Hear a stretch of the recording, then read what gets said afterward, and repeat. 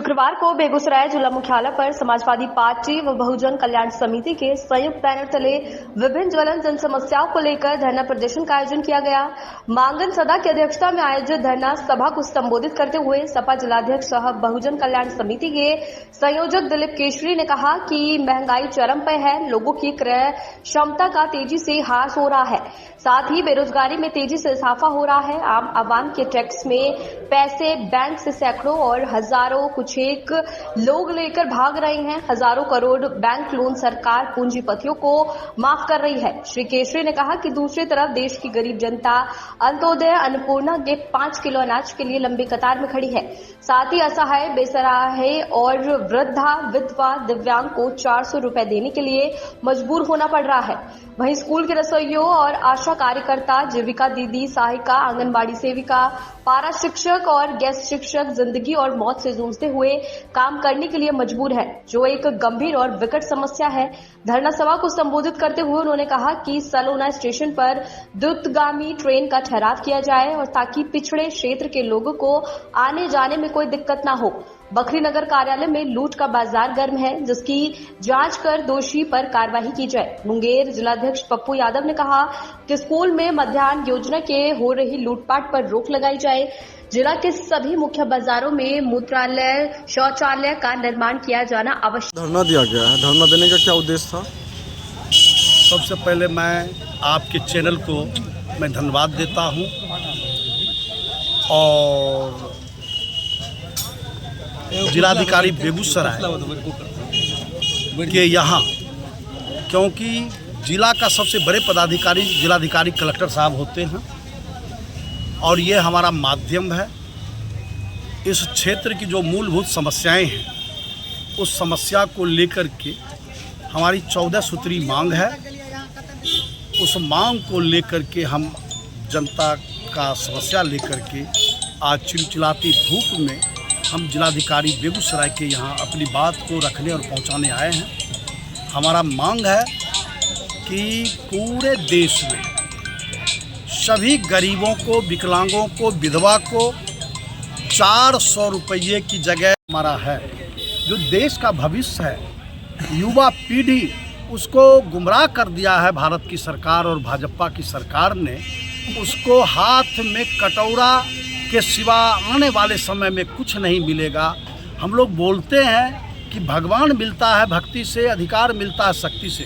बाबा साहब भीमराव अम्बेडकर ने कहा कि जिस दिन यह भीड़ मंदिर की ओर से टर्नअप लेकर के स्कूल और कॉलेज की तरफ चलेगा, देश का 85% जनता का उद्धार हो जाएगा।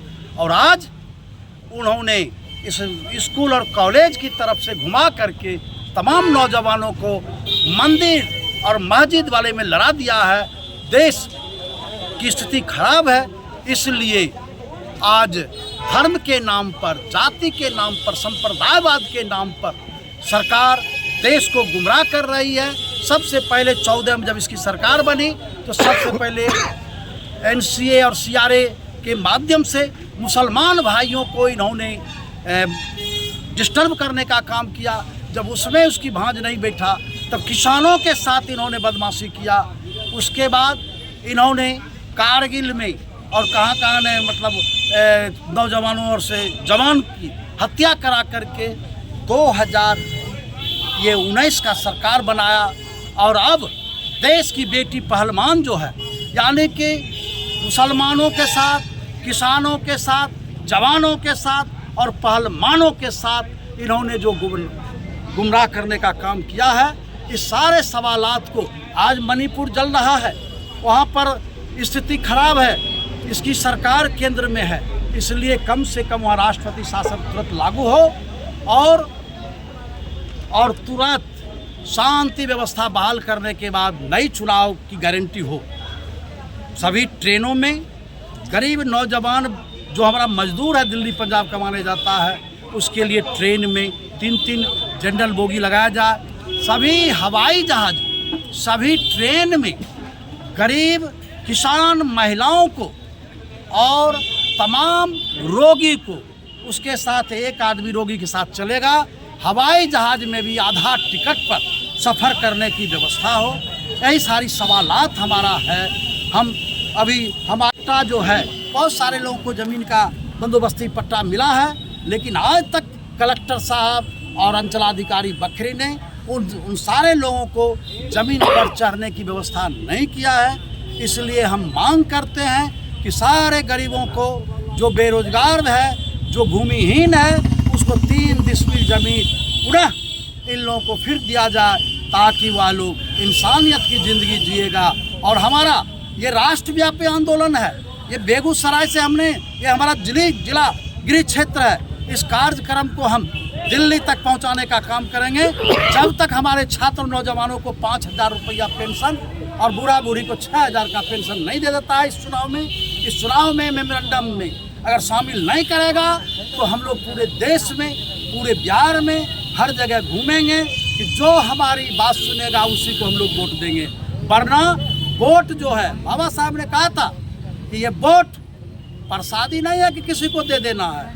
जब पहली बार 26 जनवरी 1950 को बाबा साहब ने संविधान पेश किया था तो उन्होंने कहा था कि आज मैं रानी का पेट का ऑपरेशन करके आ रहा हूँ। तो आचार्य नरेंद्र देव हम लोग के नेता थे, उन्होंने कहा क्या कैसे तुम ऑपरेशन करके आ? कहा पहले रानी के पेट से जो बच्चा पैदा लेता था राजा होता था, अब वोट के बक्सा से जो पैदा लेगा वो राजा होगा। और तमाम गरीबों को और तमाम राष्ट्रपति हो या भंगी का संतान, सबका शिक्षा एक समान, सबको वोट गिराने का मान मर्यादा एक बराबर किया है। लेकिन हमारे लोग अभी भी पी खा करके जय